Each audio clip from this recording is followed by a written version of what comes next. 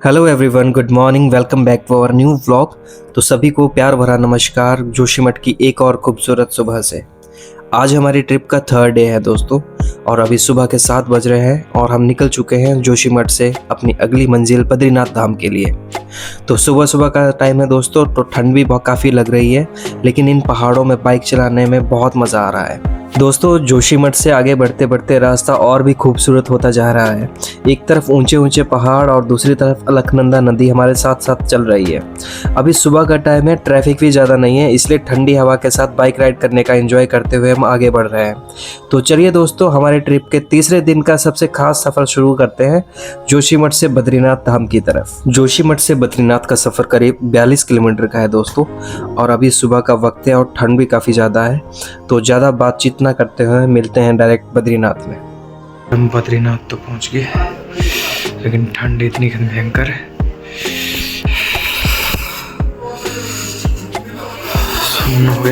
ठंड को शांत करने के लिए सबसे पहले ये चीज़। दूसरे सूर्यदेव भी आ चुके हैं, तो अभी धूप सेकेंगे थोड़ी देर। टेम्परेचर बिल्कुल माइनस में ही है यहाँ पर। What a nice place it is. और ऊपर की तरफ है बर्फ़, बर्फ़ का नज़ारा है देखो। तो अभी हम जा रहे हैं बद्रीनाथ मंदिर में दर्शन करने।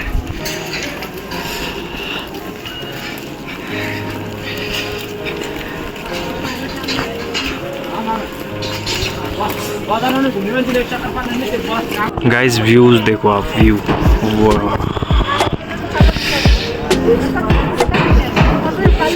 ये है बद्रीनाथ।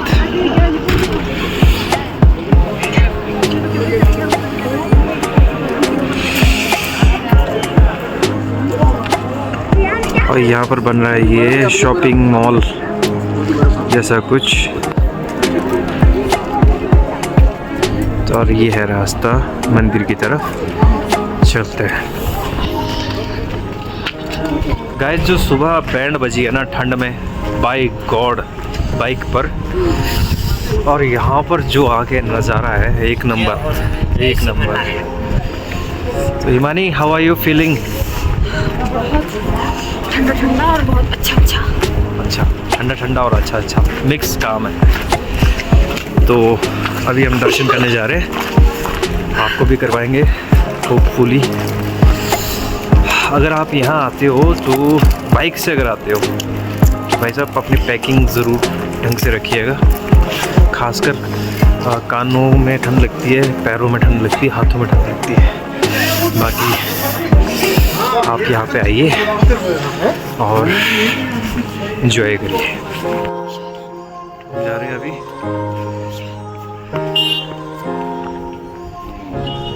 दोस्तों बद्रीनाथ की मार्केट बहुत ही सुंदर रंग बिरंगी सी लग रही थी, तो हमें भी कुछ मन किया कि कुछ खरीद लिया जाए। ऐसे मैंने ले ली है पहाड़ी टोपी। और दोस्तों यही है वो पल जब पहली बार नज़र पड़ती है बद्रीनाथ धाम की। जय बद्री विशाल। तो फाइनली दोस्तों ये है बद्रीनाथ टेम्पल, और भीड़ है बहुत ज़्यादा। और नीचे जो नदी है ये है अलकनंदा। दोस्तों बद्रीनाथ भगवान विष्णु को समर्पित 4 धामों में से एक है। कहा जाता है कि यहाँ पहले बद्री यानी बेर के पेड़ों का बहुत बड़ा वन हुआ करता था, और भगवान विष्णु ने यहीं पर तपस्या की थी, और माता लक्ष्मी ने बद्री वृक्ष का रूप लेकर उन्हें छाया दी थी। इसी वजह से इस जगह का नाम बद्रीनाथ पड़ा, और भगवान विष्णु को कहा जाता है बद्री विशाल।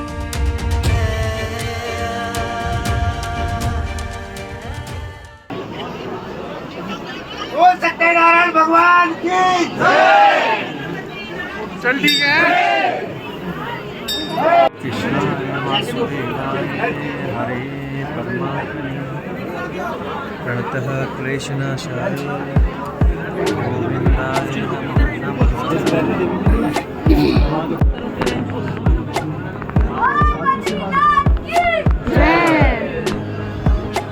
बद्री विशाल भगवान की जय।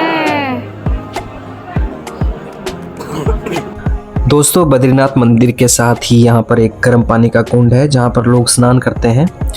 तो अभी दोस्तों हम चलते हैं एक ट्रैक की तरफ जो कि लेके जाता है चरण पादुका। चरण पादुका दोस्तों एक ऐसा स्थान है जहाँ कहा जाता है कि विष्णु भगवान के सबसे पहले धरती पर चरण पड़े थे और वहाँ पर पत्थर पे उनके पाँव के निशान है।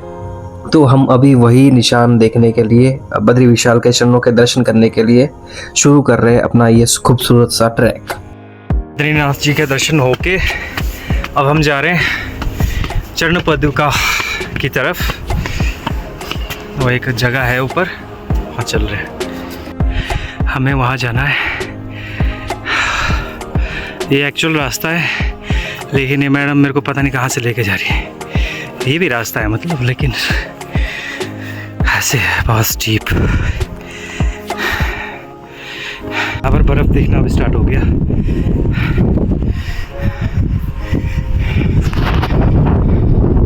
अभी रास्ता यहाँ से उधर से घूमते हुए फिर ऐसे और फिर वहाँ जाना है हमने, और उधर जिस पहाड़ पर अभी हम ट्रैक कर रहे हैं इसे नारायण पर्वत कहते हैं दोस्तों। अभी चरण पादुका का जो ये ट्रैक है ये 3.5 किलोमीटर का है, जो हमने अप्रॉक्सीमेट 3 किलोमीटर कवर कर लिया है। और यहाँ पर हमें एक गुप्त गंगा दिखी है। ये गुप्त गंगा एक छोटी सी गुफा के अंदर थी दोस्तों, और इसमें एक छोटी सी धारा बह रही थी और यहाँ पर एक साथ में शिवलिंग भी था, तो हमने यहाँ पे जल भी अर्पित किया।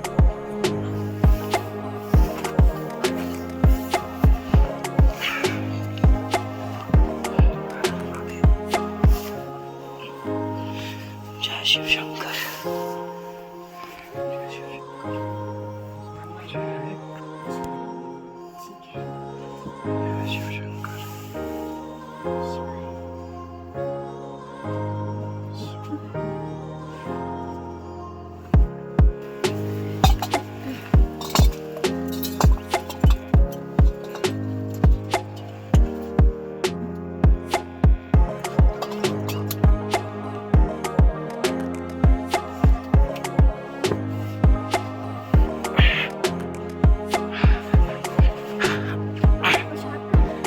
हम पहुंच गए हैं चरण पादुका जहाँ पर है, और ट्रैक तो काफ़ी लंबा दिख रहा है। ये ऊपर नीलकंठ पर्वत है उसके लिए होगा, लेकिन यहाँ पर व्यू बहुत ही शानदार है। ऊंचे ऊंचे पहाड़ और बर्फ़। यहाँ पर नीचे मेडिटेशन हट्स भी है, वो बोर्ड पे लिखा हुआ है मेडिटेशन हट्स। और ये है बेस कैंप जो है नीलकंठ बेस कैंप। 7 किलोमीटर है यहाँ से आगे अभी आर्मी का।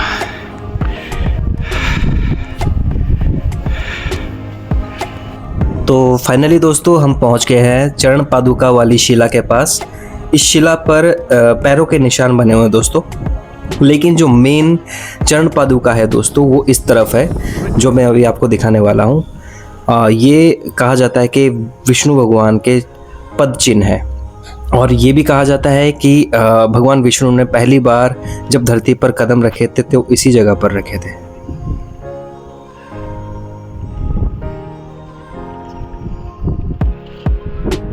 सब यहाँ से देखो, हवा चल रही है बहुत तेज।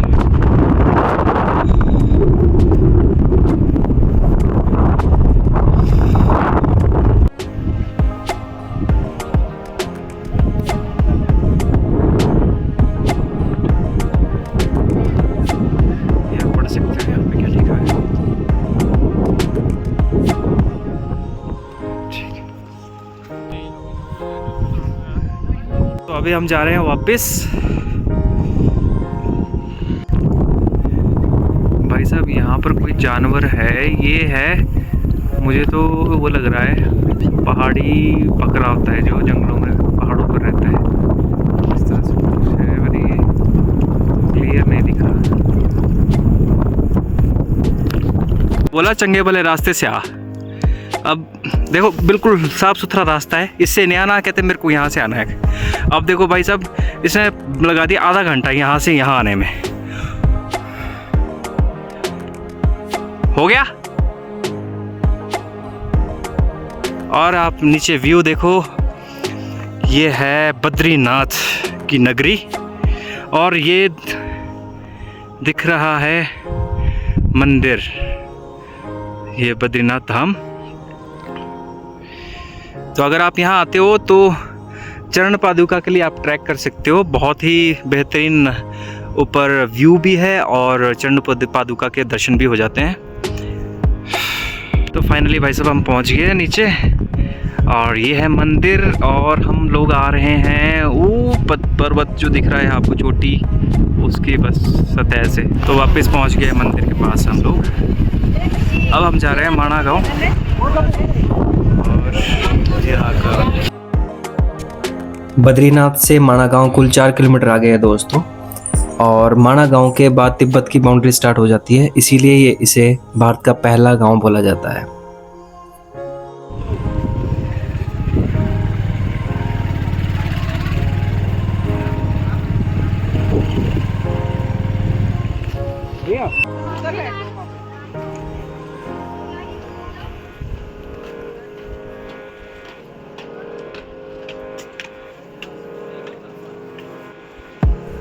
दोस्तों अभी हम माणा की मेन मार्केट से क्रॉस हो रहे हैं। यहाँ पर जो मैक्सिमम दुकानें हैं वो उन्हीं कपड़ों की है।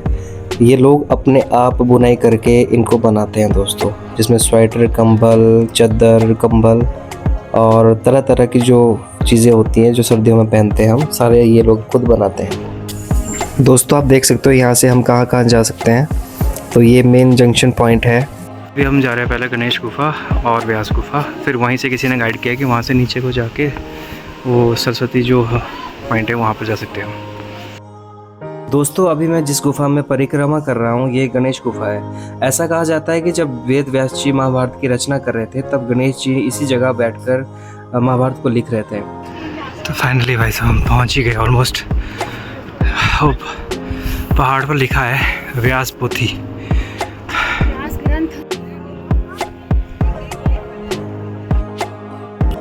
दोस्तों यही है व्यास गुफा, जो आप दरवाज़ा देख रहे हो दोस्तों, इसी के अंदर गुफा है। और ये जो शेड बना हुआ है इसके ऊपर बहुत बड़ी चट्टान है जो एक पोथी की तरह लगती है दोस्तों, एक किताब की तरह लगती है। तो इस गुफा में व्यास जी ने क्या क्या लिखा है आप इस फोटो से देख सकते हो दोस्तों। यही वो पोथी है, ये आप अगर देखोगे पन्नों की तरह लगती है पूरी, इसी के नीचे वो गुफा है। ये जो है इस तरह से ये पन्ने हैं।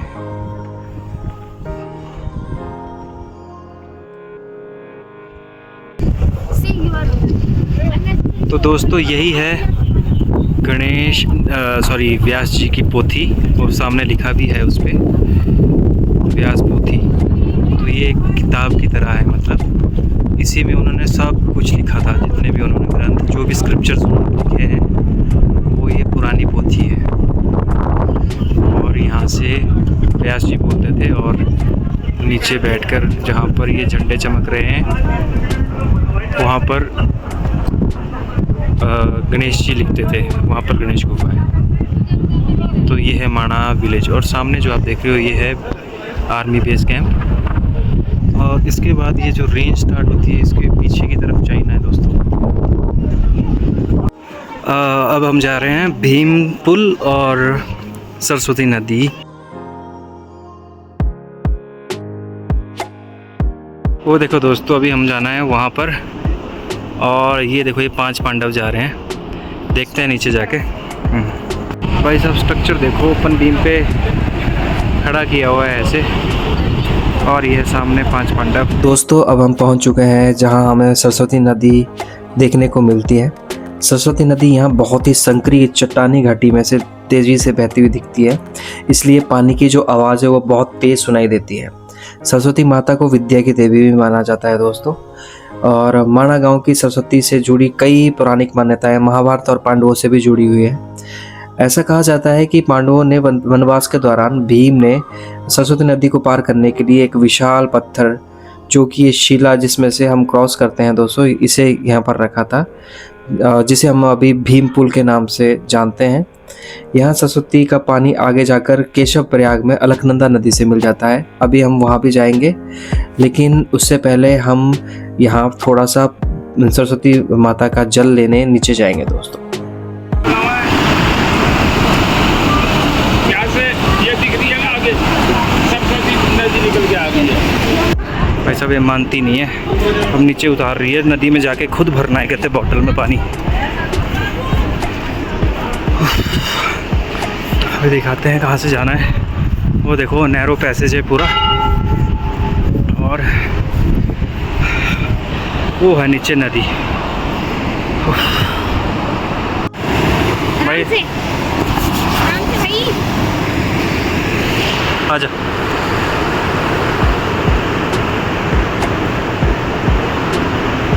स्लिप होते हैं इस पे आराम से। हिमानी क्यों पंगे लेती है तू यार, मैं पानी भर के ले आता हूँ दे।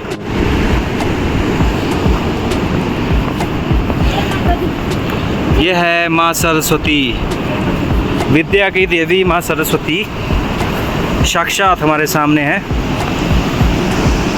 और मैं जा रहा हूँ पत्थरों के ऊपर से जंप करता हुआ।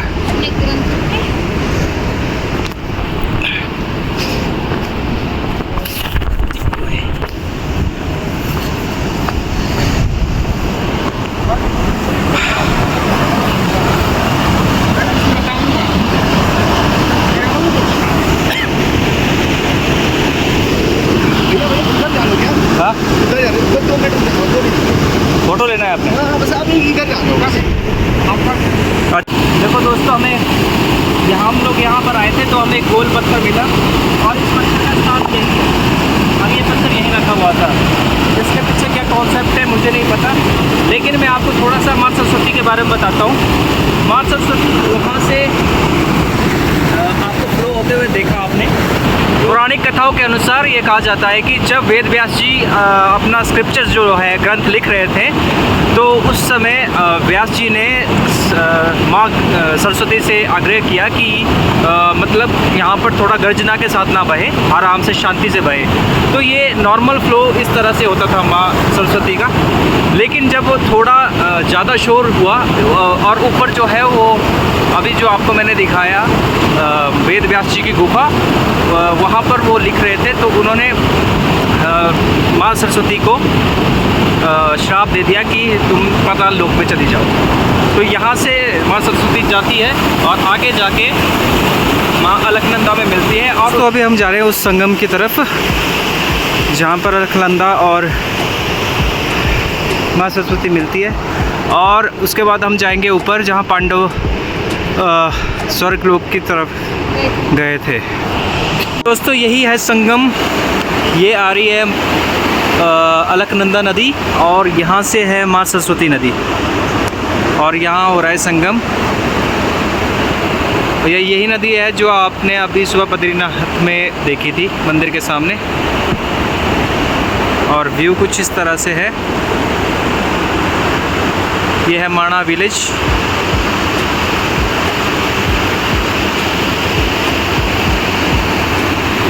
दूर से व्यू कुछ इस तरह से दोस्तों। और ये देखो पुल, जो भीम पुल है किस तरह से दिखती है। ये शिला है बहुत बड़ी, और इसी के ऊपर से पांडव ऊपर गए थे स्वर्ग लोक की तरफ। यही भीम पुल के साथ दोस्तों माँ सरस्वती का एक मंदिर है, तो हम अभी वहाँ दर्शन करने जा रहे हैं। और यहाँ से भी आप सरस्वती नदी का जो फ्लो है वो देख सकते हो दोस्तों। इसके साथ ही माँ सरस्वती की वो गहरी खाई है दोस्तों, यहाँ देखने में बहुत डर सा फील होता है दोस्तों। इस रास्ते में दोस्तों पांचों पांडवों को दर्शाया गया है, और इसमें साथ में कुत्ता भी है। ऐसा कहा जाता है कि पांडव अपनी अंतिम यात्रा यानी स्वर्गारोहण के लिए इसी रास्ते से होकर स्वर्ग के लिए निकले थे। इसी रास्ते से एक और ट्रैक किया जाता है दोस्तों, जो कि वासुधारा ट्रैक है। ये यहाँ से करीब 5 से 6 किलोमीटर का ट्रैक है दोस्तों। आज तो हम उस ट्रैक को नहीं कर सकते क्योंकि हम काफ़ी लेट हो चुके हैं, लेकिन हम यहाँ माना गांव की लास्ट जो दुकान है, जहाँ तक मार्केट हमें दिख रही है, वहाँ तक ज़रूर जाएंगे। As you can see, this is the first market of India. ये ट्रैक जो है काफ़ी लंबा है, अप्रॉक्स 4.5 किलोमीटर का है यहाँ सर। और शाम के 5 बज रहे हैं, तो मैं ये कवर नहीं कर पाऊँगा।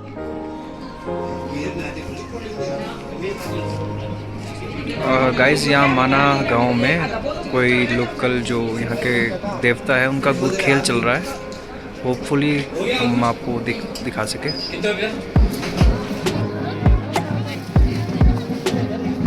तो गाइस अब हम कर रहे हैं यहाँ माता को अलविदा, माना गांव को भी अलविदा।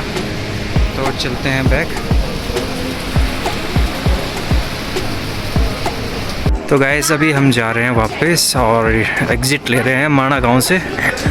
और मैं आपको यही कहूँगा कि आप यहाँ पर एक बार ज़रूर विज़िट करिए, बहुत ही प्यारी जगह है और आध्यात्मिक दृष्टि से भी और वैसे प्राकृतिक दृष्टि से भी। यह है पार्किंग। दोस्तों अब हम माना से निकल चुके हैं और यहाँ के रोड्स एकदम मलाई जैसे स्मूथ और क्लियर है। अब बद्री विशाल भगवान को भी हम दूर से ही प्रणाम करेंगे।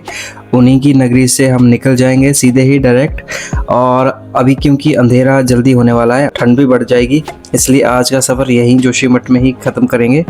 कल हम जोशीमठ को थोड़ा एक्सप्लोर करेंगे, वहाँ का मठ और नरसिंह मंदिर देखेंगे। उसके बाद कल ही हम आगे घर की तरफ निकल जाएंगे और कोशिश करेंगे कि धारी देवी के आसपास कहीं पहुँच जाए और वहीं पर स्टे ले लें। फिर परसों सुबह हम धारी देवी के दर्शन करके और आगे देवप्रयाग संगम जाएंगे और उसके बाद अपने घर की तरफ निकल जाएंगे। दोस्तों अब हम एंड में एक बजरंगबली के मंदिर में प्रणाम करेंगे जिसका नाम है हनुमान चट्टी, जो कि बद्रीनाथ से जोशीमठ की तरफ जाते समय रास्ते में आता है। मान्यता है कि वहीं हनुमान जी को भीम जी की मुलाकात हुई थी। इसके बाद हमारा रास्ते में पड़ाव होगा पंचम प्रयाग, जिसका नाम है विष्णु प्रयाग, जो जोशीमठ और बद्रीनाथ के बीच में आता है। बाकी के 4 प्रयाग मैं आपको फर्स्ट डे में दिखा चुका हूं दोस्तों। इस 5वें प्रयाग में अलकनंदा और धौली गंगा का संगम होता है। अभी तो फ़िलहाल अंधेरा हो गया है, इसलिए मैं आपको ये संगम नहीं दिखा सकता। तो दोस्तों अभी नाइट भी ज़्यादा हो गई है, अभी हमें सफ़र भी ज़्यादा लंबा करना है। तो जोशीमठ पहुँच के हम अभी रेस्ट करेंगे और कल मिलेंगे एक नई सुबह के साथ जोशीमठ से। और कल आपको जोशीमठ में प्रसिद्ध नरसिंह मंदिर एक्सप्लोर करवाऊंगा, जहां पर बद्री विशाल की शीतकालीन पूजा होती है और कपाट बंद होने के बाद। और उसके साथ ही मैं आदि शंकराचार्य जी का मठ, जो स्थापित मठ है 4 मठों में एक मठ यहाँ जो जोशीमठ में भी है दोस्तों, जिसको ज्योतिर्मठ बोलते हैं, तो वो भी मैं आपको कल दिखाऊंगा। तो आज की वीडियो में बस इतना ही दोस्तों। अब मिलते हैं कल सुबह जोशीमठ की इन ऐतिहासिक और धार्मिक जगहों को करीब से देखने के लिए। तो तब तक के लिए जय बद्री विशाल।